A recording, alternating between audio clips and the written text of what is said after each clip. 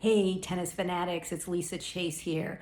So, we have transitioned from clay now to grass, and on the WTA and the ATP Tour, they are headed to Wimbledon. So, Wimbledon's going to be the next 2 weeks, and this is playing on grass. And so, I wanted to talk to you guys about preparation and the differences with playing on clay versus grass.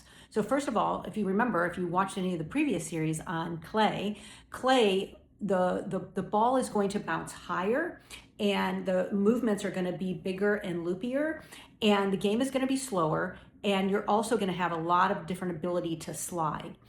Now that we're playing on grass, what is happening is that the ball is bouncing very low. So this is going to require very different mechanics. Having to get down low to the ball can affect many different body parts, which we'll talk about here in a minute. The other thing is the grass can get slick, especially as it starts to get darker and the dew comes onto the grass, or if at all it rains, it can make the grass very slick.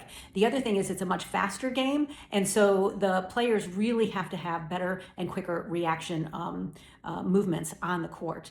And the movements also are going to be quicker and shorter with the upper body, and as opposed to clay. Clay, those movements again are going to be big and loopier. So what kind of injuries do these cause? So one is wrist. Okay, so if an athlete has not trained properly to have good mechanics and strong legs and good mobility to get low onto the ball, what are they going to do? They're going to bend over, and they may bend over from their back, or they may